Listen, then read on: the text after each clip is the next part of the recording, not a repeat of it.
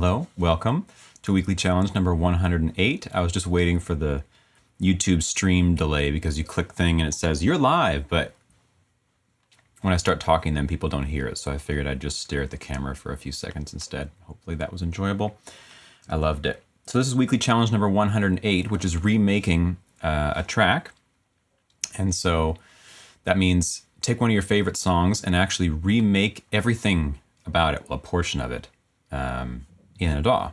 So what's going to happen here is that there will be 45 seconds of the actual song, and then there will be the exact same 45 seconds, but remade by the person, trying to get as close as possible to the original. It's very difficult to do that, but very instructive to do that as well, because you come up against all sorts of challenges in order to try to make that work. And if it's not something that you've tried before, I really recommend trying it. This challenge was hopefully a good learning experience for people. And I should say, people probably wouldn't know if they're not in the Discord, but I'm not going to be doing anything today. That isn't to say I'm not going to be doing this at all. It's just not today. When I sat down yesterday to decide on a song to remake, one of the criteria that I put in the challenge was it needs to be something that you like, something that you respect, something that you want to learn from, that inspires you. And so I was listening to a bunch of music and I thought, oh, this, that, oh, yeah. And everything that I looked at, I said, I can't do that in 2 hours. Or I could if I did a lot of preparation ahead of time, which is not doing it in 2 hours. And I do prepare for the streams, of course, to whatever degree, depending on whatever the challenge is at hand, might require 15 minutes or an hour or 2 hours of prep. But I want to say that to do music that genuinely inspires me to the point of I would want to remake it and learn from it, that's not a 2 hour thing. Even 2 hours of prep is probably not enough. So I decided instead I'm just going to be listening today, and then I'm going to do a separate stream where I remake a song, a portion of a song. So I can do it legit in an authentic way. I could have just picked something that's simple and done it on stream just to say whatever, but that's not the point. So I figured better to be authentic about it and do it another time and let this one just be for listening. So this is just going to be a short stream today, relatively short, listening to people's tracks. So give me some more time to talk about them too, which is nice. So yeah, that's the state of it. Let me just say welcome to everybody who's here in the chat, and then I'll say a couple other things before we start. Welcome to DJ, Daisha. I don't recognize the name Daisha. Hola, nice to see you. Welcome. Sheesh, hello. Cultivate, hello. Megan. Zaibu, Craft Dinner for All. Vansunta. Raf. Hey, Raf. Oh, the new apartment with nothing but beds and boxes. Well, you got the right thing on, right? First thing you got to do as soon as you move in, where's the internet? Get Max on the phone. God damn it. Walk to Arlong. Hey, good to see you. Joseph, hey. Joshua, Darmolian, Caleb, Frio, Fusion. Welcome, everybody. Hey, I'm at work. Nice. You ever remade a track before? We did a few synth studies, meaning you tried to remake some synths from Celeste. It's pretty fun. Helped me a lot. Nice. All right. So, yeah, just to reiterate for anyone who just joined, I'm not making a track today, but I will make a track this week, remake a track this week. Just to be clear, I'm not doing it today because I don't think 2 hours is enough time for me to authentically remake a song that I would want to the quality level that I would want to do it. So rather than just shortchange the whole thing, I know some people were interested in watching how I would go about it. So I will do it, but it will be like a full thing. And if it takes me 3 or 4 hours or whatever, that's just what it's going to take. And you can skip through it or get an AI to summarize it for you or something. Today, we're just going to listen to everybody else's tracks, which I'm very excited for. So the thing with the remaking is, when we learn an instrument, generally what happens is you start by playing other people's music, right? That's usually what people do because, of course, unless you're extremely gifted in some way, probably when you come to an instrument for the first time, you don't know what you're doing and you can just plink around on it or not even. And so you do something, either on your own or with a teacher. You learn other people's music, whether that's classical repertoire or pop songs or rock riffs or whatever. You know, when I was learning guitar and piano, I just learned other people's music, famous music, constantly. So many, hundreds of songs, literally hundreds. You know, all the riffs, all the solos, all the chord progressions, all the everything. The thing is that when you do that, yeah, you're learning the instrument, but you're also learning how music is composed on that instrument in a sort of subconscious way, right? You're understanding that, oh, right, so the first riff is like this, and then it goes to a little hi-hat bit, and then there's a chord thing, and the chord's moving these ways, and there's a rhythm like this. You know, not that you might think all those things, but something gets into you from playing other people's music all the time. And that doesn't happen in the production world. So when people come to music production, especially if they've never learned an instrument in depth before, that whole experience of learning by copying, you know, sort of a subliminal learning, just isn't happening, because you just immediately are thrown into being like, you make everything. And of course, in the production world, that's a lot of things to do. You know, it's not just where to put your fingers on the piano or something. You know, there's all the mixing, the production, the notes, the chords, the bass. You got to write the drums. You got to do everything. It's very daunting. So a lot of people, including myself, would recommend that it's interesting to try to remake other people's music. The difficulty, of course, is that that's very hard to do, because when you're learning music on an instrument, other people's music on an instrument, you have some kind of notation, or you have someone showing you how to do it. So that person has figured it out. And it's only one instrument, you know, it's just the piano or the guitar or the drums or something. It's not everything. So coming to a song and saying, you got to work out every part, and then mix it, and sound design and all that. That's very, very difficult. That's, of course, why we don't do it in the production world. There's no route, no established method by which to do that. But if there could be, and if you have ideas about how I can make that happen, that would be awesome. That would be kind of the ultimate way to learn production. You learn by doing, but you learn by doing in a controlled environment, which I did try to do one time on the channel. There's a sort of lo-fi series that I have about Studio One, how to make lo-fi in Studio One. And that's sort of like that. That's like a step-by-step, we're going to make a particular song and you follow me. You just do exactly as I do, with some openness for you to change some things along the way.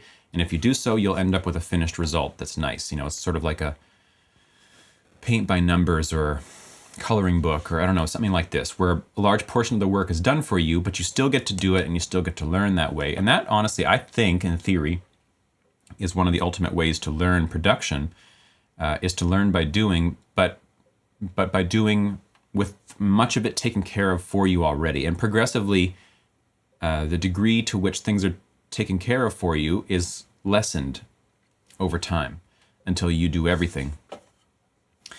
I don't think that really exists at the moment, because it's a very hard problem to solve. And so it could be that a series of tutorials maybe are based around that, but everybody has different DAWs, everybody, you know, right? There's so much variation, and also so much variation in the types of music that people want. Whereas when you're learning guitar, you just go look up online, there's 10 billion tabs for every single song you could ever want.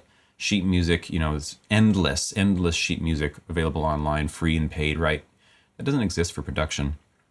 That's difficult. That's a long-winded way of saying this challenge is hard. This is probably one of the hardest challenges that we've done. And I bet that everybody who tried it can attest to that.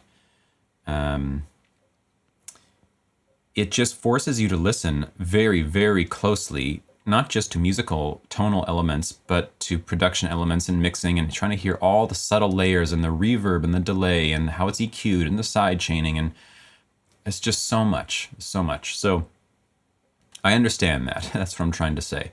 And when we listen to people's tracks, you know, keep that in mind. Perhaps some people got very, very close.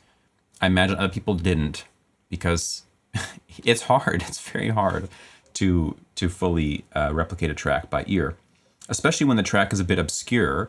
That is, you can't find the chords for it online or anything, right? And especially if the track is heavily reliant on sound design, like in certain electronic genres. And if someone's not well versed in synth creation or something, then that's a whole nother hurdle, you know, let alone getting the notes of the bass line, just getting the sound to sound like it, even remotely close to a professional track, someone who does this for a living, whose job it is to make cool sounds, that's hard to do.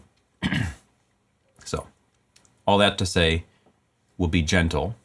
I'll still tear the tracks to shreds, but we'll be gentle shreds. No, I won't tear them to shreds.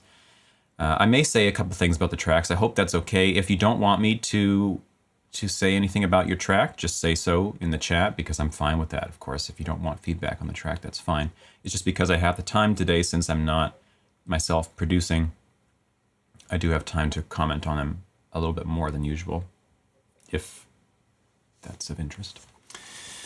Anyway, so let's see, I didn't miss anything in the chat before I start.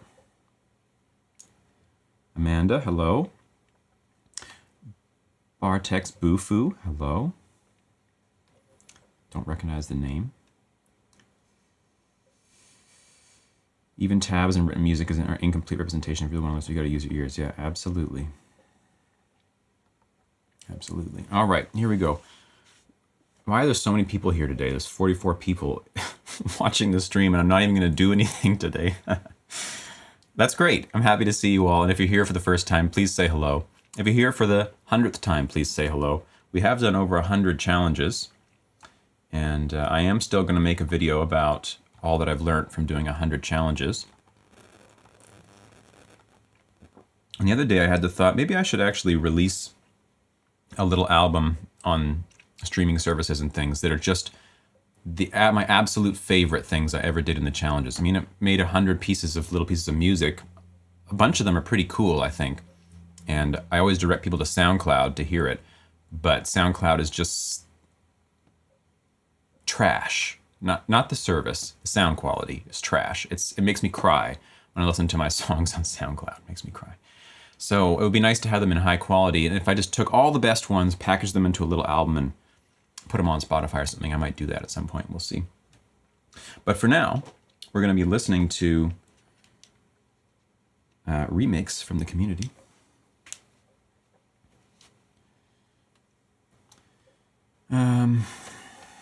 Wow, we got a bunch of other people here saying hello.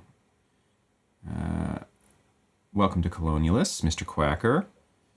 We all came for the copyright disaster. Yeah, I'm here for it. Kamal, Wave Sounds, Elif, Paliak. It's because we don't want to watch you make music. Yeah, exactly. Bandcamp, yeah. SoundCloud is $320 if you pay. I pay, but you mean you can upload it? I mean, I can upload in WAV files, but then still, on my listening end, it sounds terrible. Anyway, here we go. So let's get some song titles up on the go here. Just to reiterate for anyone who's new, who's here for the first time or didn't hear what I said at the beginning, I'm not going to be making a track today. I am going to be making a remake track this week, so stay tuned. You will see a stream where I spend a few hours doing that to the best of my ability. Today we're going to listen to the submissions from everybody else, and the way this works is that each submission is going to be 45 seconds of the original track, or it doesn't have to be 45, it might be 30, whatever they decided on. And then the exact same amount of time of their remake, trying to remake that portion of music as closely as possible, all the elements, including the mixing and production and so on. Okay. Under settings, you can enable high quality, which is streaming 320, I believe. I think that's a relatively recent addition. Wow, I need to look at that. Because it's a bee in my bonnet. All right, let's go backwards today. Backwards meaning reverse alphabetical order in my folder here. And so we're going to start with Zybu, aka Zybu Bieber, doing Sorry. Is this the track that Bieber did with Skrillex? Or is that a different track? I can't remember. Was that something to do with like clocks or something? Time? I don't know. Was that with Jack U? I don't know. Anyway, here we go. This is Justin Bieber, Sorry, with a remake by Zybu. Let's check it out. Again, if you don't want me to comment... Oh, I didn't put this here. If you don't want me to comment on your track, just tell me. That's fine. I don't mind, of course. Is it too late now to say sorry? 'Cause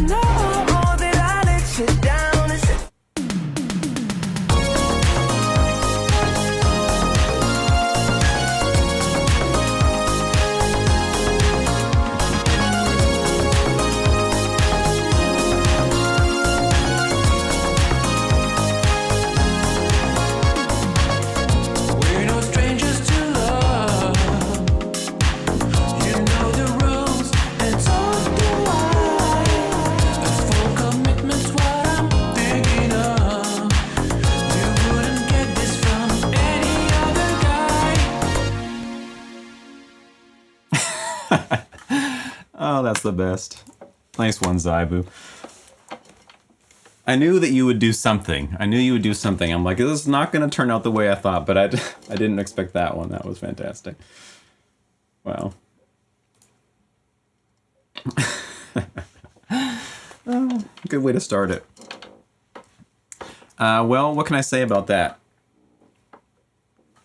Honestly, it was really good when it first started. When the track started to come in, the actual remake that you did, I didn't even think it was. I thought you were playing the actual track. I thought that was just the original Rickroll, whatever the dude's name is, escaping me right now. Anyway, it's a great job. It's a great job. Really like that. I don't have anything else to say about it. Made me laugh. Now we've got Rick Astley, yeah, of course. Had to do it, yeah. Oh, that was great. Now we got Jill with, I'm actually going to play that little bit again here. Is it down?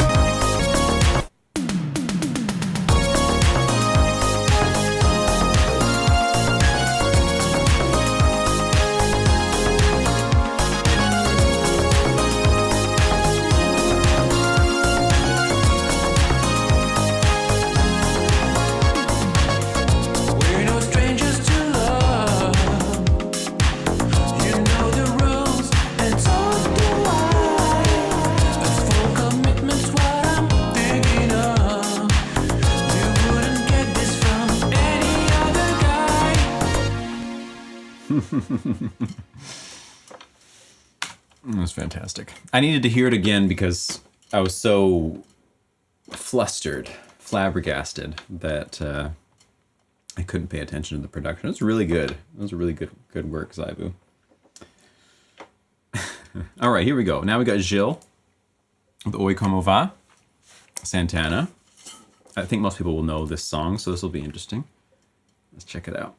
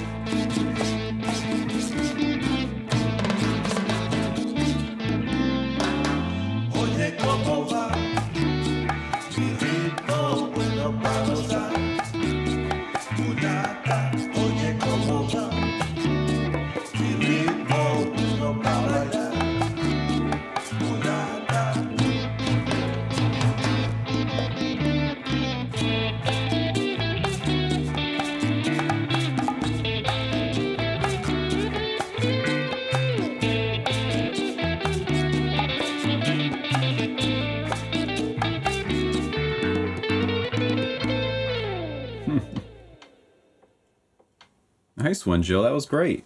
Really good. I think the main weak spot there was on the drums. Let me just hear the original again and compare.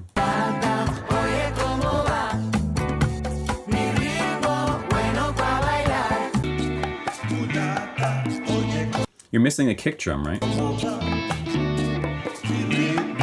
Yeah. There's a snare there too.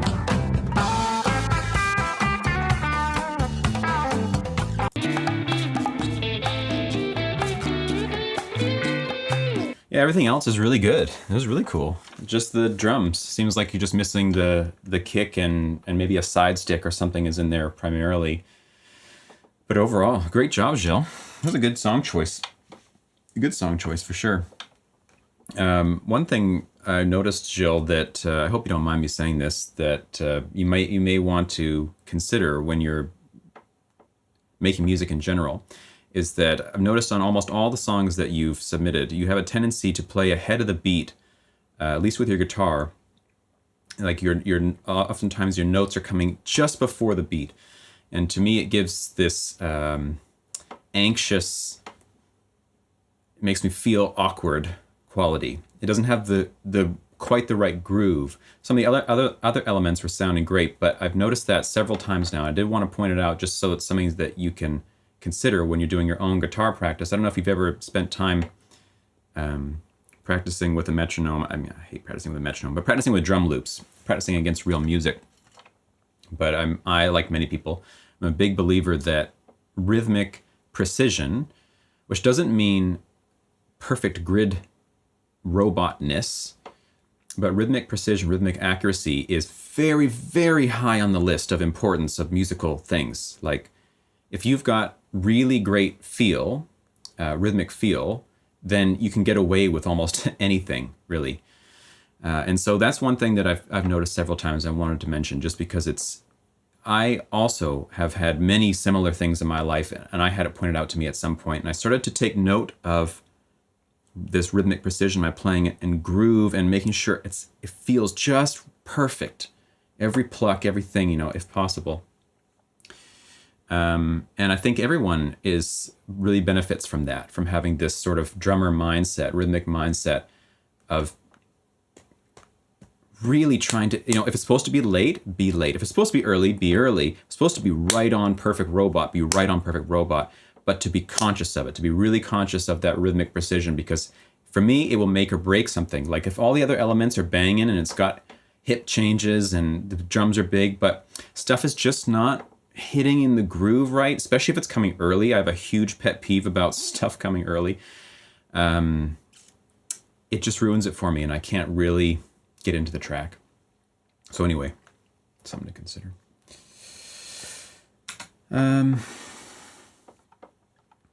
Welcome to Nico. All right, let's move on to the next song. Now we got Vincenta with the White Stripes. I just don't know what to do with myself. I don't know if I know this tune.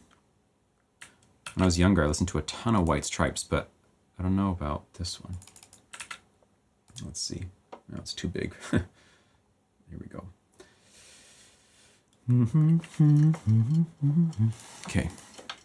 Vincenta. Can handle being late more than early. Yeah, absolutely. Because when you're late, you have the excuse that it's just steezy, depending on the type of music. There's certain kinds of music where you can't be late either, especially on high tempo tracks. But when the tempo's slow, so long as there's one element, like usually drums, that are pretty on, you can kind of be pretty late with a lot of other stuff, and it's cool. But as soon as it comes early, it's just got this, it's like I'm wanting to fall into the pocket, and just before I fall, some note comes out ahead of the beat and hits too early, and it's like, it's this jarring, like, gives me this anxiety feeling. Anyway, here's Vincenta with the White Stripes. I just don't know what to do with myself. Stoked for this. Like a summer rose.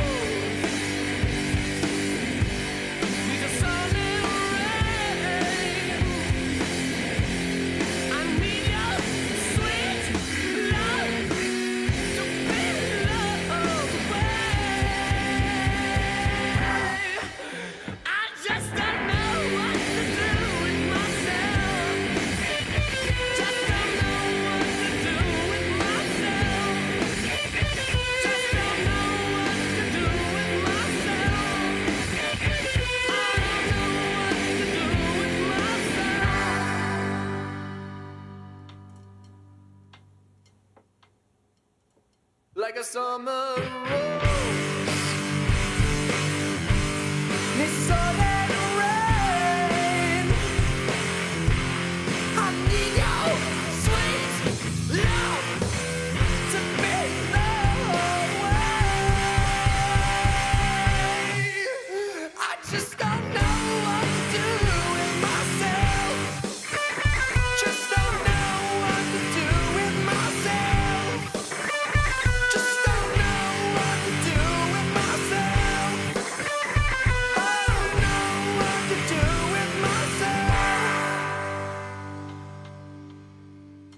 Hell yeah, that was sick. Great vocal, man. Wow. Sounded really good. Nice. Yeah, I think the main things I heard there was just mix related. Obviously, like White Stripes is a good choice for this because there's not that much going on. I mean, it's only two people, and so there's not too many elements to worry about. But getting that vocal down was top priority, and you really got that.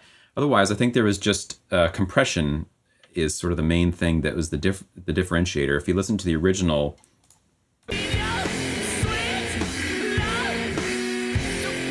Hear the sort of side chaining pumping effect that's coming on the cymbals.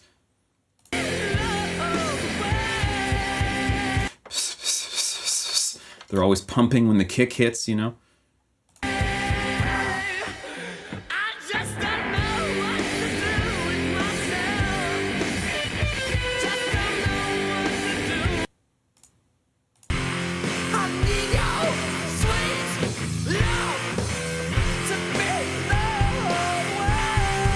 Right? If there was just heavier compression on the thing and on the master, probably all together, so that the guitars are also involved in the pumpy, gluey thing. It doesn't actually have to be a sidechain compressor in this case. You can get this effect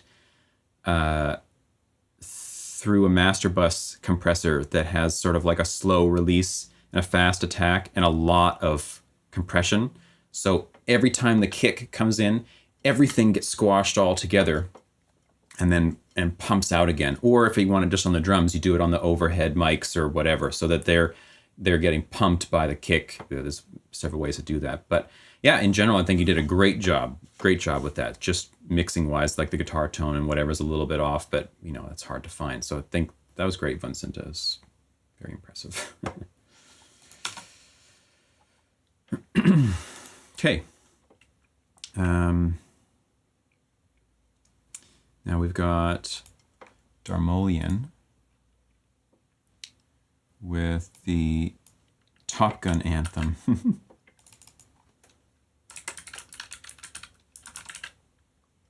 The original?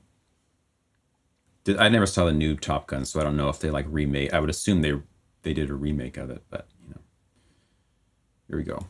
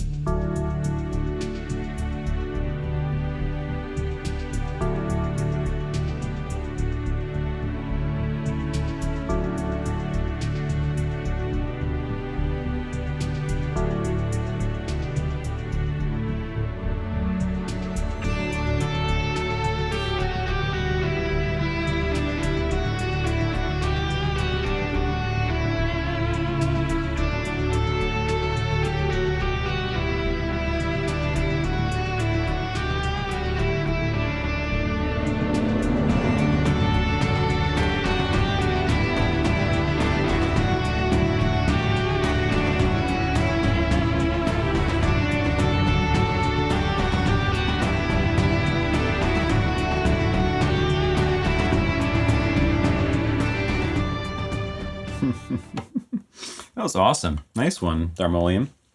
Interesting choice of track and great execution.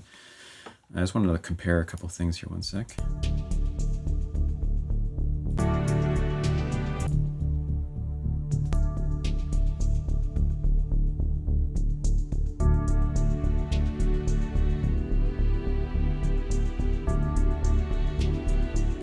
So I think in the original, those chords, I don't have a...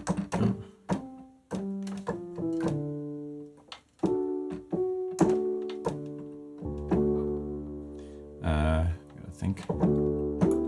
Yeah, in the original, the chords on top, like there's the pedal tone with D, and the chords are actually on top going D major, E minor, D major, E minor, not D major, G major, like you're doing.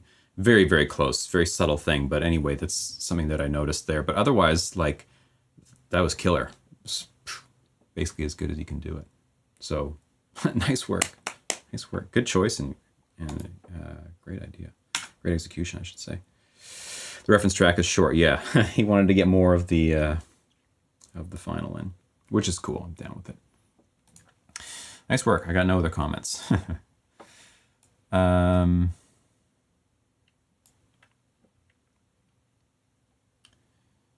Yeah, I'm pretty sure it's E minor over D.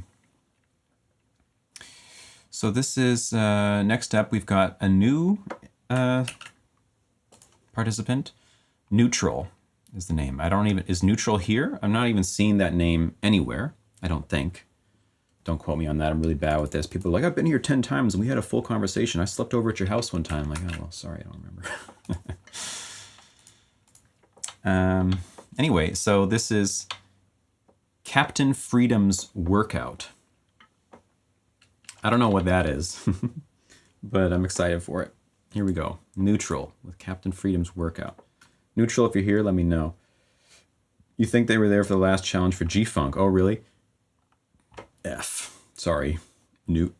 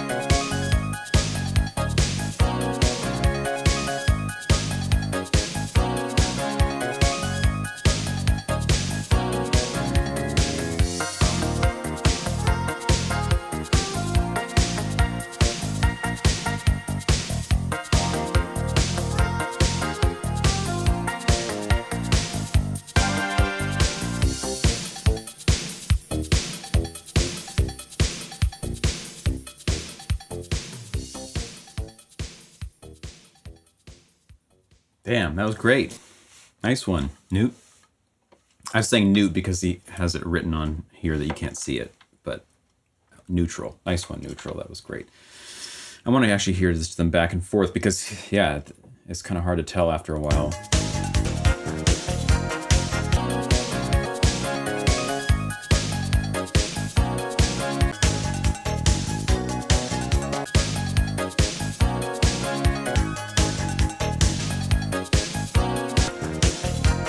Really good, really good.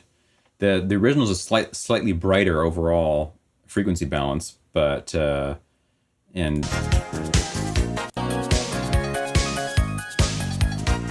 yeah, some more reverb going on, but generally it's like, yeah, great.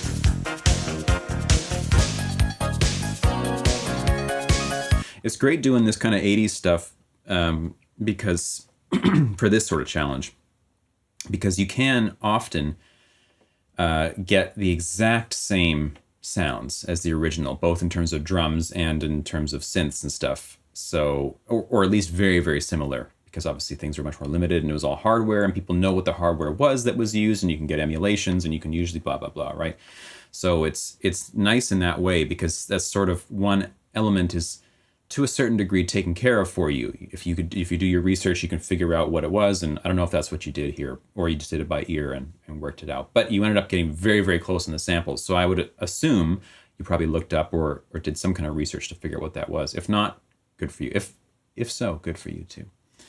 But yeah, I don't really have anything else to say about it. Just the overall frequency balance and some of the reverb was a bit different, but otherwise, it's a great job. Great job. And it's an interesting, on the topic we were talking about earlier of using this sort of remaking stuff as a way of learning. Yeah, doing that kind of music makes a lot of sense because that's taken care of for you. And so that's something I should consider in the future is like, yeah, I wouldn't want to do a bunch of 80s tracks, but tracks where that's the case, that you can find exact replicas, which can happen with acoustic music too. Obviously, you hear acoustic guitar, you hear stand-up bass, you can do that. It's only in the more modern synthy stuff where it starts to become like, goddamn, you hear some growly bass and you're just like, okay, well, who knows how or where that was made. Some random like sample of someone yelling that you have to try to recreate, it's tough. So anyway, it was great work, Neutral. Really great work. Justin, welcome. Beach Access, hello. Love to hear some Scritti Politi. I don't know what that is. I've never heard of that before. All right, next up we've got Craft Dinner for All, Army of Meow. Is that the actual name of the tune, Army of Meow? Is this going to be another Rickroll? I mean, I know you two are, an item. Oh, sorry, before I get into that. Oh, it's Army of Me, yeah, right, of course. I noticed that because of the drum and bass streams I was doing, I had my volume turned down on the output of this music to you guys. Can you just please tell me quickly, is the volume of the music okay for you? It's currently down -6 dB. I could put it up much more. To me, it's looking like my voice is maybe decently louder or perhaps approximate to the volume of the music right now. What do you think? Should I turn up the music or is it fine to leave it as is? I totally forgot until now. Could be a teeny bit louder. Just like what, 2 dB, 3 dB? Could be like 6 dB higher. Just put it back to full. Your voice is louder. Okay, so yeah, let's do it. Let's put it up to here. All right, so thanks for that. So adjust your expectations accordingly. This is going to be slightly louder, and thus, as we know from music science, it's going to sound better because louder is better. And so suddenly, Craft Dinner's track is going to be, we're all just going to be having a great time here. All right, here we go.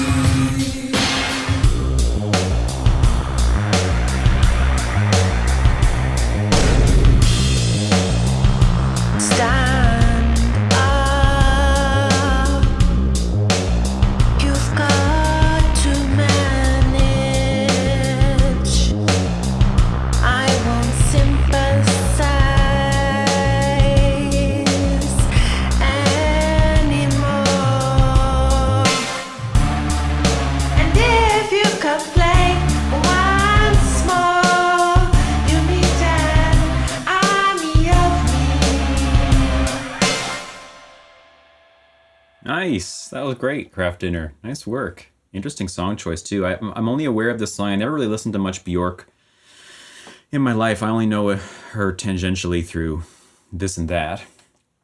And I know that this is the tune that people are always saying is an example of a Locrian tune, right? Which is a whole debatable thing I'm not going to get into now. But I'm just going to quickly do an A-B here of some stuff.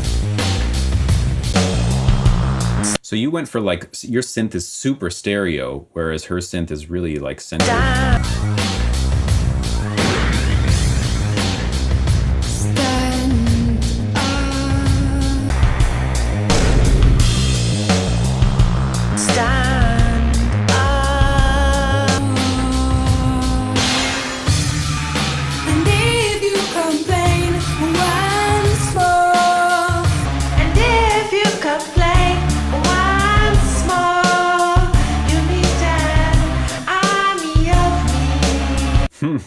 That's great. Nice work, Craft Dinner.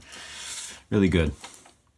And mainly just mixing stuff, in terms of like reverb used and the stereo separation and sound design and stuff. But generally, it's all there. I think that was a great job.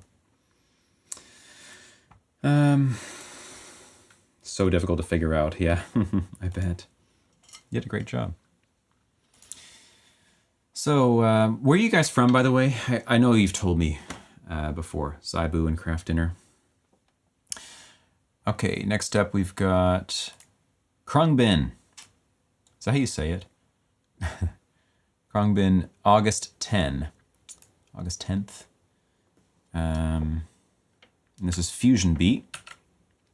It's called Fusion Beat's Silky Remix. So I'm going to have to assume, based on also what... Montreal. Yeah, sorry, of course. Montreal. You've told me that like 100 times. I know Fusion said that it was maybe not quite exactly the criteria of the challenge. So time to tear it to shreds. Here we go.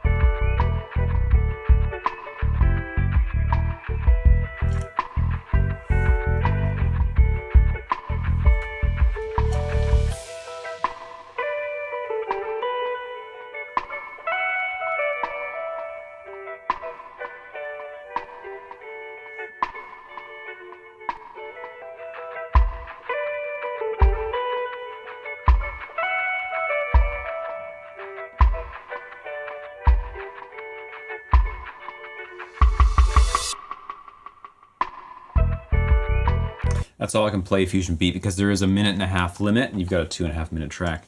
But is that just the stem? Did you rip the guitar from this? Or did you play it?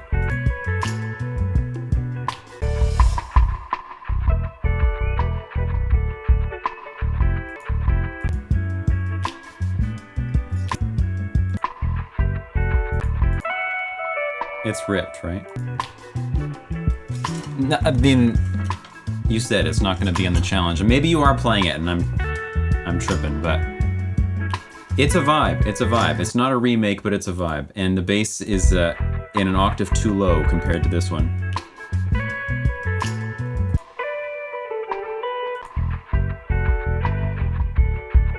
It's not far off, but that's a tough one to pick. I don't know if you play guitar Fusion Beat, but if you don't play guitar, that's a tough one to pick. Because, yeah, that's a pretty guitar-heavy song. And the guitar is also not a simple, like, jin, jin, jin, jin, jin, jin that you can emulate with a VST too well. So, I don't have much to say about it because it's not quite on the criteria. I don't think. Please correct me if I'm wrong, if you didn't rip that stem and put it in there. Anyway, great that you entered, though, and I hope that you learned something from it, but I don't have too much else to say about it. Just want to say that I've been to jams. I always come in at the wrong part of the music, too. Yeah, that happens for a while.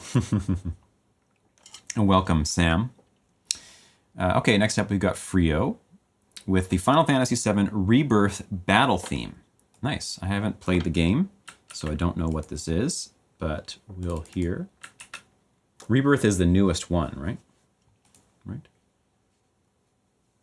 Yeah. Which is the second one. Final Fantasy VII Remake, Final Fantasy VII Rebirth. Is that the idea?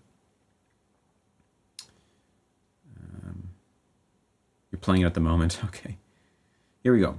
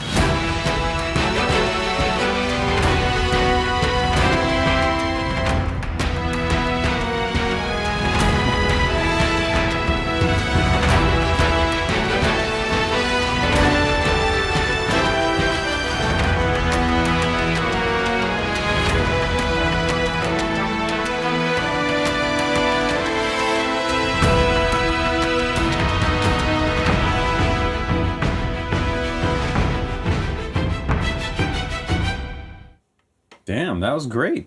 That was great, Frio. Nice work. Wow. Cool track, too. I really love the flipping between the major and the minor tonality thing. I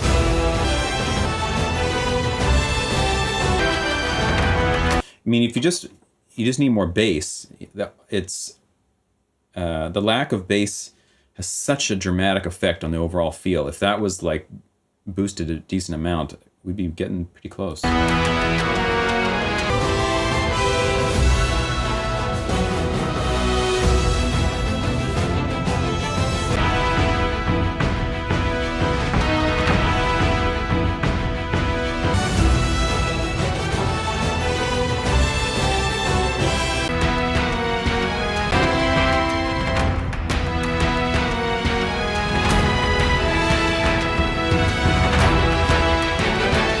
Yeah, nice work, Frio. That was really good. Really good. What a great exercise to try to do to figure out all those parts. That was awesome. Good on you. That original sounds awesome too. Damn, those horns are just doing it.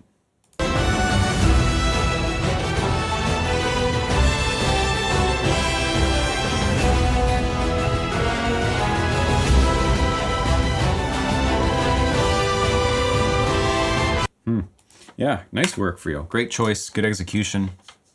Impressive. Impressive. Next up, we've got Frederick with Estelle's Theme, a Champion's Redux. I don't know what that is. Can someone fill me in? Is this a game or a movie? Estelle's Theme, a Champion's Redux. Must be a game, right?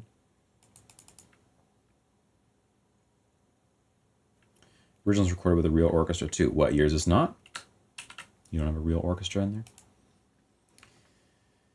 Is this Elden Ring? I don't know. Frederick, are you here? Can you fill us in? Anyone know what this is? Estelle's Theme? Anyway, here we go.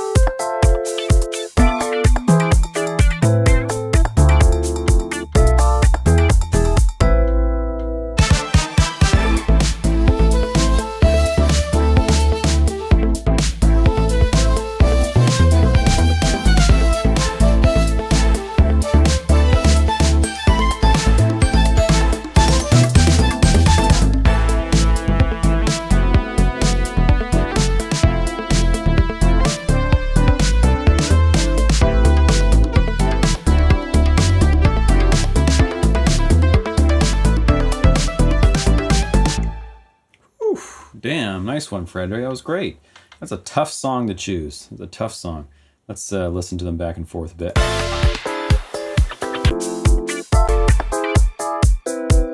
You got so much more bass.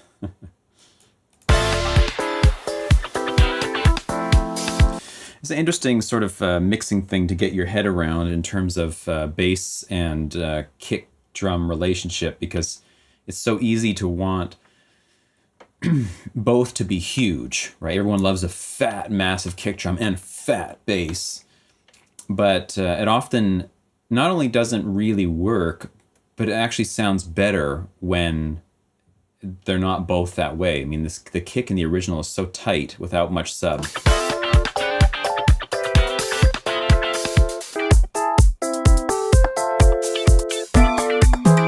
And you're so stereo.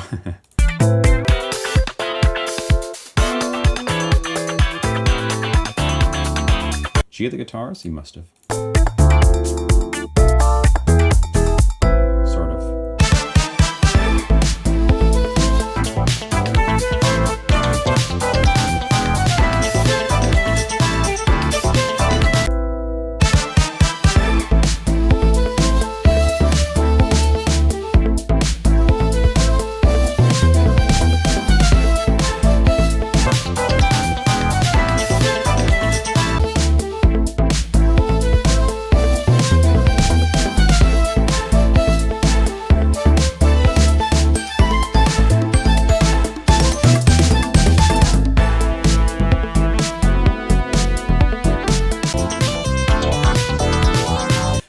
Really good work, Frederick. Really good. I think mainly it's just a mixing thing, and that sort of stuff can be helped by having some sort of tool to help you analyze frequency content over the course of a section or whatever, like tonal balance control from Isotope. There's a bunch of plugins that do this. Span can do it, or even in ProQ, you can load a curve in there, a piece of music. And very quickly, you'll be able to look at yours, compare to the other one, and see like, oh, I have way more sub and like 200, 300 hertz than this thing has. And even if you take a brute force approach where you just on the master go and like scoop out those frequencies a little bit, you'll find that it immediately starts to feel more similar. It can have a dramatic effect because it's so easy to get lost in the frequency balance of your own track because you're so used to hearing it and it just sounds like this is the way it should be. And then doing the A/B thing, if you have good ears, you can do that. If not, an analysis tool will help. I would recommend using it regardless. And because those EQ changes can make a huge difference, not only to just how the moment to moment of the song feels, but also in terms of how you can master it. Because sometimes you get these energy buildups due to kick relationships with the bass or whatever that don't allow you to push the master very loud. And obviously this is a pain point for many people, is getting tunes loud. And I'm obviously not critiquing loudness on this thing right now. And maybe you'd be fine with that in order to get it loud, I'm not sure. But it's just something to consider. That's the main thing I'm hearing here, is really a frequency balance thing. I don't know if you have any metering tools that you use to help you with that, but it could be worth it. But yeah. That's a, what should I say? That's a heroic choice to make to try to do a tune like that. There's just so much going on. The harmony's complex, lots of instruments. So nice work. I wonder how long it took you to do. All right. Now we got DJ with Mission Accomplished. Let's check it out.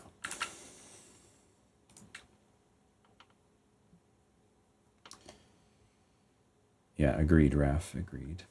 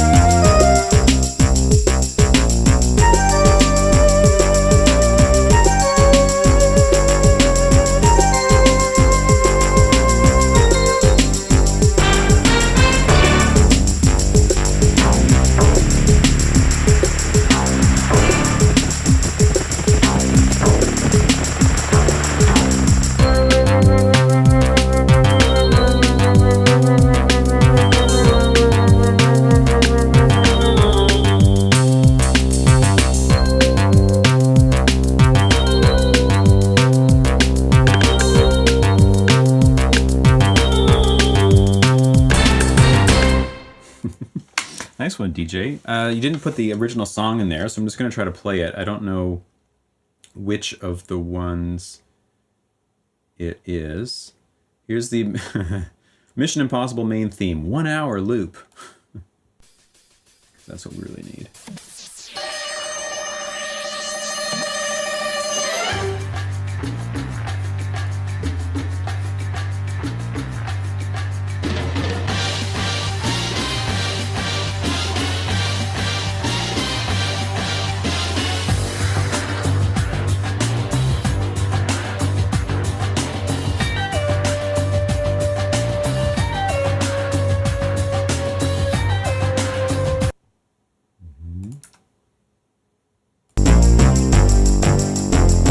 So they have an electric bass instead of a synth.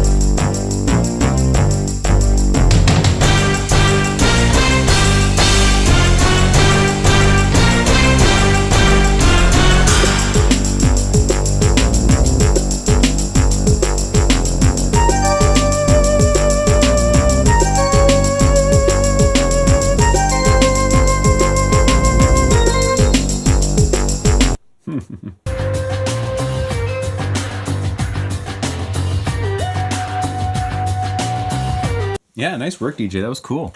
Very cool. I love how in the original, the drums just have that late 90s vibe. So heavy, hey? Like drum loop, sort of stock drum loop, compressed vibe with the hand drums that was just happening at the time.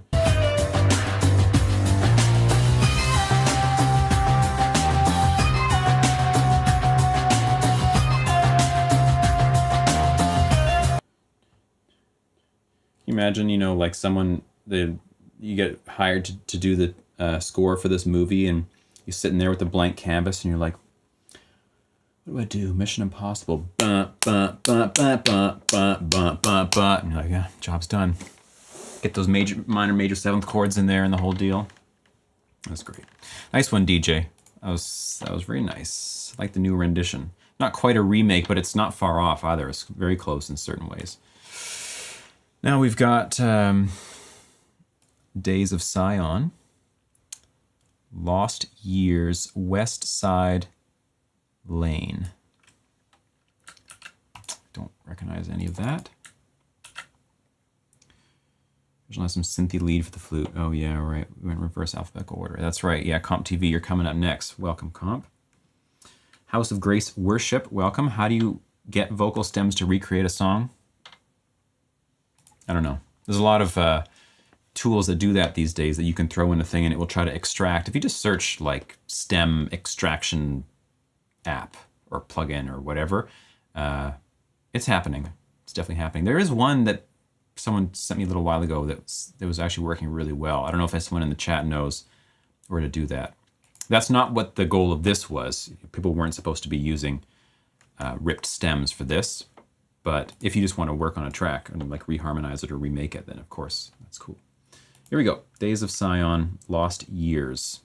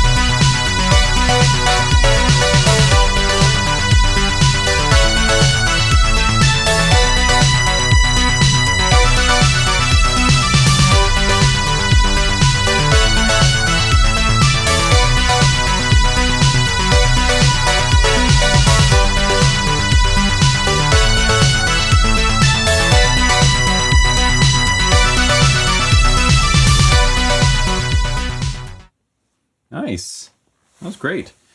Let's just compare them back and forth.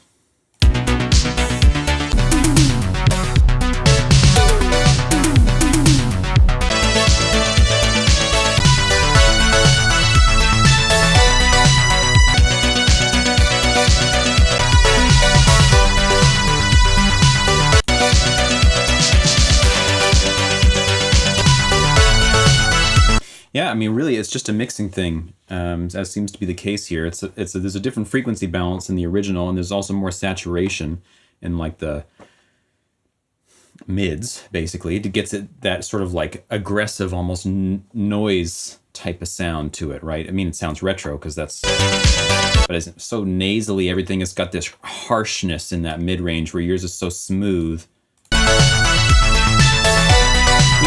Your lead synth does have it, but the other stuff doesn't quite have the same mid-range, upper mid-range presence. But overall,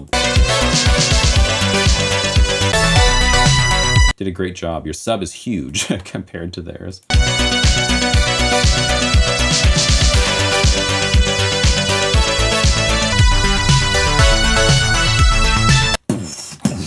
It's just massive. Nice work, Days of Scion. That was really good. Again, 80s thing. That's a nice one to choose for this because, yeah, synths and all the stuff I said earlier.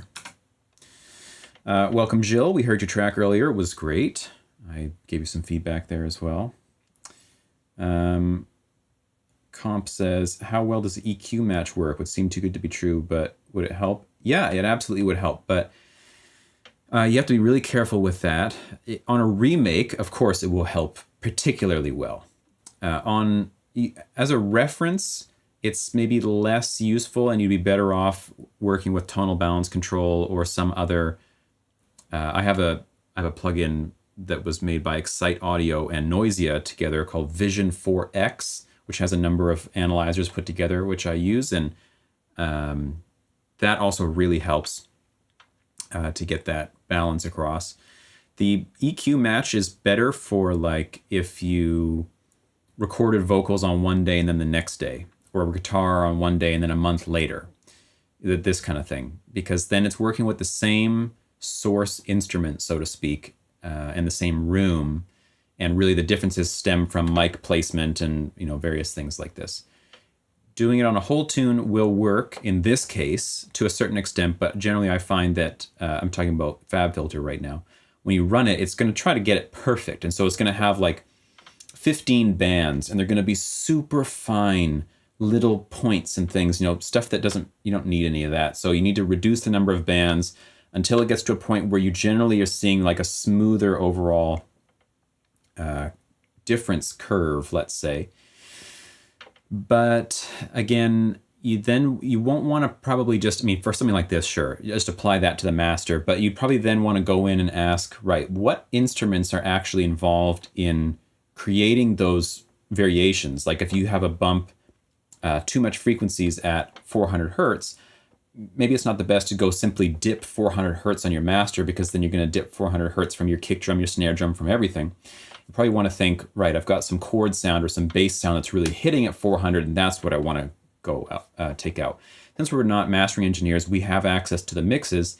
Anytime you do this sort of frequency balancing stuff with analyzers or whatever, you do want to go into the production itself, the mix itself, and tweak individual elements as much as you can, as opposed to making broad sweeping changes on a master. Not that you can't do that, of course you can, but as far as I'm concerned, it should be like a last resort.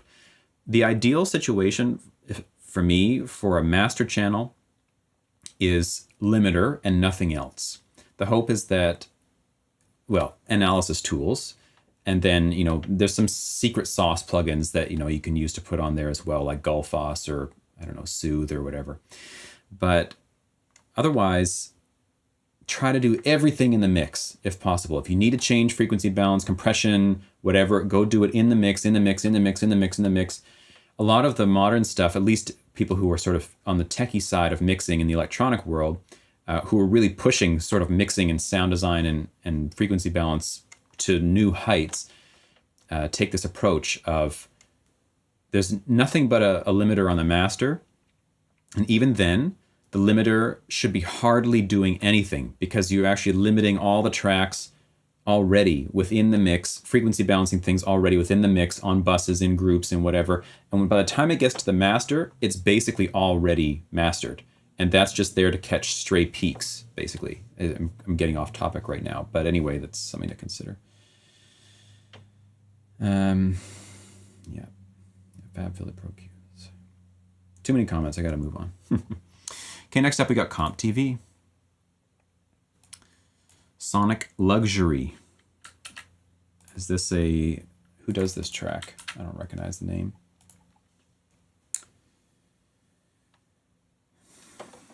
Mixing is the server's kryptonite. Mixing is everyone's kryptonite. Mixing is really hard. Mixing is really hard. Getting really good mixes is difficult. And the more...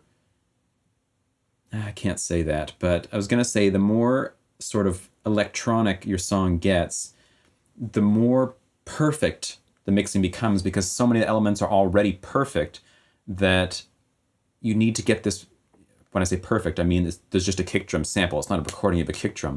And often you're not going for this sort of like loose and gritty and, kind of whatever thing that you can get with acoustic instruments sometimes. It's demanding this precision, this perfect balance between frequencies and stereo separation and whatever. And as I'm doing right now, working on my drum and bass track, I'm trying to up my skills at the moment with mixing and get it to a level I'm happy with. And it is really hard. It is really hard and really time consuming, and just is every little fine detail has to be accounted for. So I understand the struggle. It's not just electronic music. Mixing any music is hard, especially if you're mixing when it's acoustic in the acoustic world. If you're given raw stems and you're not using processed samples or anything, but you have actual like kick drum mic inside and outside, snare top and bottom, overheads, these things. You have to work from scratch on all of it. This is not easy to do. It's not easy. If I update to S16, I would never use a Pro EQ 3. Yeah, right. Konyi, the zealous type, I always knew it. Hey, thank you so much, Comp. I appreciate it. Thank you. Oh yeah, was that your first submission, Comp? If so, oh, I haven't even listened to it yet. Pre-clapping. We didn't even listen to the track yet. Here we go. This is Comp TV with Sonic Luxury. Money, the jealous type, I always knew it. I knew she'd come around if I only sweat the music, but I'm starting to believe it. That's a problem to my health, cause the size of hefty checks could make me vomit on myself. But I give it up to heaven cause it isn't John. The chorus and instrumental, oh you think it's odd? I don't have to give you lyrics cause I know it's God. That's why I get emotional when the chorus drops.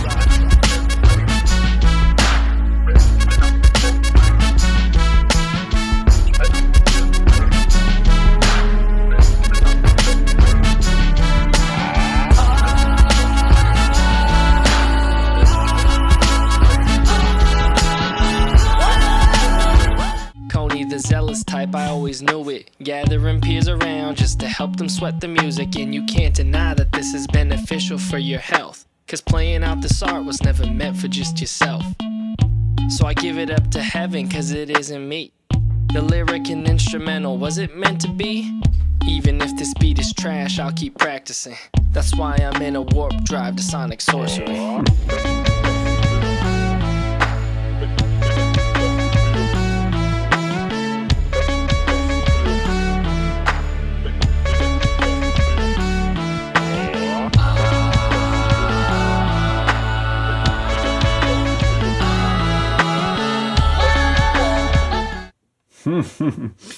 That was great, Comp. Now I understand the comment. I read the comment, Konyi the zealous type, I always knew it. I'm like, is there something I'm missing about this? This is what I'm missing about it. That was great. Nice work. I'm just going to compare. Money, the jealous type, I always knew it. Way more bass in the original, right? I know and you can't deny that this has been bass, I mean sub in the kick drum. Official for your health. They sweat the music, but I'm starting to believe that that's a problem.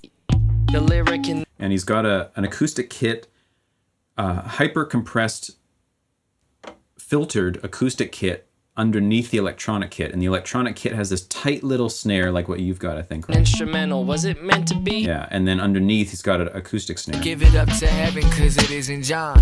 The with the loose hi-hats. chorus and instrumental, or you think it's odd? I don't have to give you lyrics, cause I know it's God. That's why I get emotional when the chorus drops. It's also a little bit swung, and yours is not. Instrumental, was it meant to be? Even if Yeah, this yours is totally straight. beat is trash, I'll keep practicing. That's why I'm in a warp drive to sonic sorcery. Yeah, bum bum bum bum bum bum. Where in the original we've got, you know, it's got the bouncy swing thing. So if you just upped your swing value, it's not like it's massively swung, but it's definitely there. Instrumental, was it meant to be? Even if this beat. And if you used a brass sample maybe instead of the synth. That's why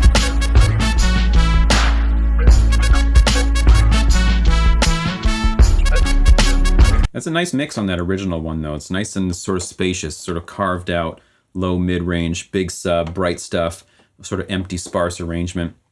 A nice song choice to try for this. Isn't me. The lyric and instrumental, was it meant to be? Sorcery.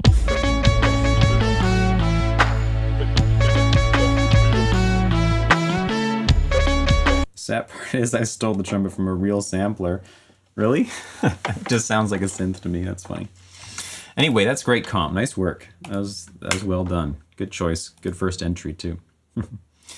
Okay, now we've got last entry for today. This has been 13 entries. This is August Stevenson with She Blinded Me with Science. I don't know the tune.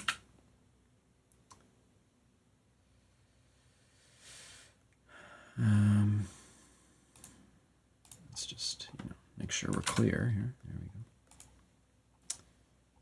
Here we go.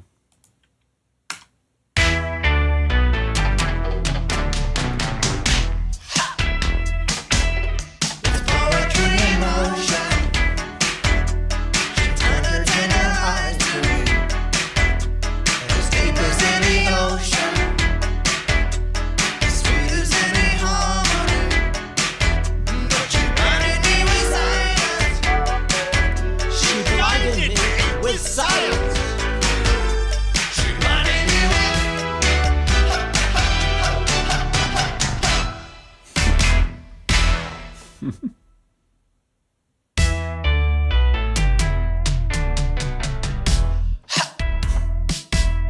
It's poetry in motion. She turned her tender eyes to me. As deep as any ocean, as sweet as any harmony. But she blinded me with science. She blinded me with science. She blinded me with.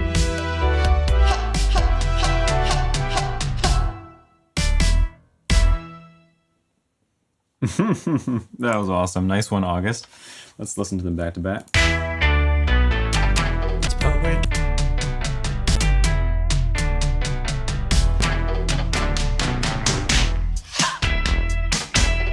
It's poetry in motion. Poetry in motion. Yeah, so you got a little bit of instrument differences.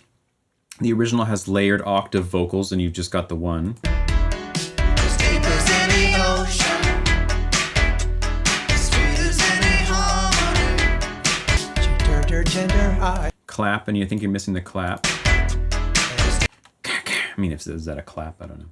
deep as any ocean, tender eyes to me. As deep as any ocean, as sweet as any harmony. But she blinded me with science. She blinded me with science. She blinded me with.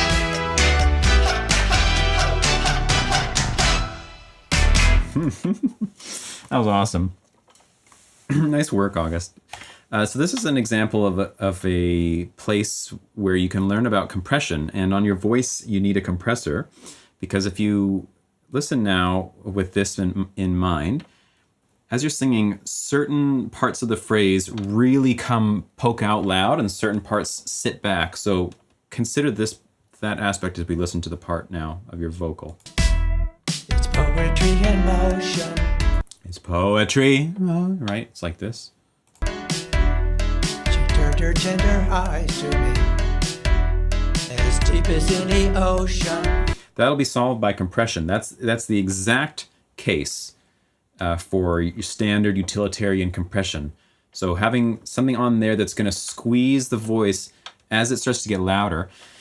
And funny enough, that sort of squeezing is not, it produces a particular type of sound, which is the sound of compression, whereby a sound source is giving audible clues to our ear that it is trying to get louder, or should be getting louder because of harmonic changes and all sorts of little cues, and yet the compressor is not allowing it to get louder. And so what happens is the sound is trying to expand, but it's being held back, and the quality is one of being pressurized or thickened or whatever you want to call it. And that quality is the sort of pro sound that a lot of, well, all of modern music has everywhere, not just on vocals, but it's particularly apparent on vocals and certain instruments like piano and acoustic guitar and drums, where you'd want that. I want that. We all want that, where the sound is trying to reach, but you squeeze, and so you get the sound of the reaching, but you don't get the volume change of the reaching, and that produces this thickened, controlled pro sound, which of course can be overdone, but this is a good example of a place where it would be good to learn on how to do vocal compression using this tune. So if you want to go back and try that in the mix, it's probably a good idea. But in general, great work, August. Really interesting song to choose too. Tristan, hello, welcome. Cool. So I think that's it, unless there's any late uploads. Nope. Great. So thanks everybody for that. That was a lot of fun. You guys did a great job. It's a very tough thing to do. So if anyone hasn't tried something like this before, I really appreciate it. I really suggest you do. And if you ever do try this on your own, just make a post in the Discord about it, because we all benefit from hearing this done, because it really helps to elucidate these things, these frequency balance things, these compression things, these stereo width things, these sound design things, because it's not something you ever really hear. You don't often get to hear someone trying to do a cover, so to speak, of a fully produced song where they're not doing their own version, but they're doing a replica cover, call it a replica. And it actually is really illustrative of various principles of production and mixing, to hear them back to back. Even just doing this right now has kind of been good for my ears to hear, because I've never heard so many in a row before, honestly. So yeah, if you ever decide to do it on your own, anybody watching this, join the Discord and make a post somewhere so that we can check it out, because yeah, it's really cool, and it's helpful for people just beyond yourself. It's helpful for anyone to listen to, even if someone doesn't understand what the differences between it are, like what causes them. There's something in the hearing of the differences that does something to you. You know, I can't really describe that, but it's so much of music is this way that it really pays to develop instinctive sort of feeling-based knowledge or intelligence about music and production. Even though if you can't put words to it, if you know that it sounds wrong, this is where the key lies. Because as same within learning an instrument, the beginner is so focused on particular elements of what they're doing. You know, when it's an instrument, it's usually finger placement or breath control or whatever, that they don't have mental bandwidth to simultaneously be listening to the other aspects in terms of tone, rhythm, whatever it happens to be, unless you record yourself, which is always a good thing to do if you're an instrumentalist or a singer or whatever, to record yourself and listen back to yourself playing, because suddenly you're freed of the things that are occupying your mind when you're doing it, and you can more objectively hear the other aspects of what you're doing. And it's the same thing that happens in production too, of course. There's just, production has so many elements that are simultaneously happening, and when you're at any stage of your production journey, beginner, intermediate, or advanced, there's a certain bandwidth that you're able to encompass as you're working, of things you're trying to control and keep track of, and even things that you're trying to listen for. And the difficulty comes when you don't actually hear the errors of what you're doing, because you're not listening in that dimension. You're listening to something else. Perhaps you're so focused on your note choices, or you're so focused on your drum sounds or whatever, that you're not actually paying attention to overall frequency balance or compression on the bass or whatever it happens to be. You know, there's just so many things to keep track of. So having comparisons like this, either with your own music or other people's, is really good, because it develops some kind of instinctive ability to say, it's not right. Something about it is not working. And then there's a process of trying to work out, what is that? What is it that's making all the difference? And to give a practical example regarding that vocal thing I just talked about with August's track, when I was in audio school, which was only for a year, and I skipped basically all my classes and just hung out in the computer lab making beats the whole time. And I was working with rappers at the time. We were making hip-hop beats all the time and recording tunes and whatever. And there was a day where I was recording my friend who was rapping. This is pretty early on. And I didn't know about compression or anything at the time, but let me just get this thing off of here too. And we were listening back to the rap over this beat, and I just kept thinking, like, it just doesn't sound right. It just doesn't sound like real rap sounds. Like, what's the problem? I kept, at the time, for some reason, the analogy that kept coming to me, because I had experienced this in that realm, I guess, earlier in life, was the difference between sort of, I don't know if people who were around at the time, but like a home camcorder. When I was a kid, we were making like home movies and videos for fun and whatever on these little like DV camcorders and tape camcorders and stuff, and they record at 30 frames a second, and they have limited dynamic range and all sorts of problems. And when you watch those things back as a kid, I'd always think like, well, that looks like a home video. That doesn't look like a movie for some reason, and I couldn't figure it out. I'm recording stuff happening and watching it on a screen, but somehow it doesn't look like a movie. And then when I understood about 24 frames a second, even just that, being able to watch something in 24 frames as opposed to watching in 30 frames, I was like, oh my God, that's the thing. Well, that's part of the thing. Of course, there's also color grading, and there's a ton of stuff going on, but that had such a dramatic impact, and it sort of rearranged my thinking that perhaps there are elements that I'm completely missing that make all this difference. And compression is one of those things. So when I was recording this rap with friends back in the day, someone mentioned compression, or I heard it at school or something, and I started working with it and put a compression preset or something on the vocal. And it was like super over compressed, but still, as soon as I did it, I said, that's like going from home video to movies. For some reason, that's to film. That's the analogy that came to me at the time. It did the thing. It did the transforming from amateur to pro, even though it wasn't pro because it was overdone, but still, it was in the direction.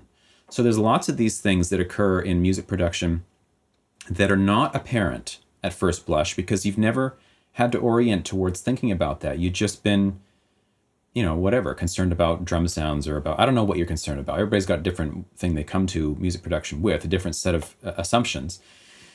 But there are so many of these little things that you learn at a certain point, and no one knows what that is for you. Of course, I can't tell you. Perhaps compression is one of it for you, but perhaps frequency balance or stereo separation or layering or something for another person. That you learn this one little thing, and all of a sudden, bang, you're in a new world, and it's like, that's the thing. So there's a developing of a sensitivity towards something is not right. There's narrowing down. And then hopefully at some point in passing, someone says, or you see your tutorial, or you just try something, and all of a sudden, bang, here's the result. And you say, this is it. This is solving that home video problem of whatever it is that you're currently working on. If you're someone who's interested in getting a pro sound, what is a pro sound? It's supposed to be just a balanced sound. It's something that sounds pleasing and good, which I think most people are interested in getting. Maybe not. Anyway. Yeah, I was talking too much to read the comments. Anyway, appreciate you all. Happy to spend this time with you. I'll be back this week to do my version of this. I haven't decided on a song yet, actually. Now that I'm going to have more time, I have more freedom to choose. So I'll think of some things in the next couple of days, and I'll post about it in the Discord when the stream will be. If you want to be there, cool. If not, cool.